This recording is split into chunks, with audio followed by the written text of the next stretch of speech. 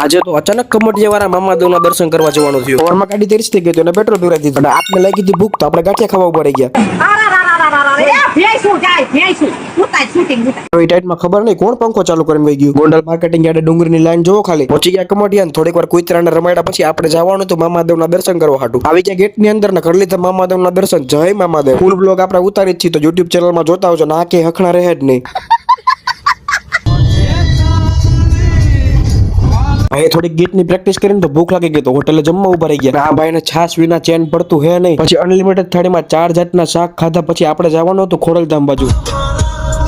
ટોપી જોઈ એટલે મસ્તી કરવાનું મન થઈ ગયું. બોલ લે મારા કલ્લે જા. પછી થોડો પગને કષ્ટ આપીને વોકિંગ કરતા કરતા ચેકિંગ માંથી એન્ટ્રી કરીને બ્લોગ ઉતારતા પહોંચી ગયા આપણે મંદિર બાજુ. માતાજીના દર્શન કરીને જીવન ધન્ય બનાવ્યું ને થોડીક વાર મંદિર પરિસરમાં બેહીને નીકળી ગયા ઘર બાજુ. હવે હું બ્લોગર છું કે આ ભાઈ ખબર પડતી હે નહીં. ભાઈ હુઈ ગયા એટલા માટે તમે બધા ફોલો કરી નાખો. આઈડ માટે એટલું જ રાખી કારણ કે હું હવે ડ્રાઇવિંગ સીટ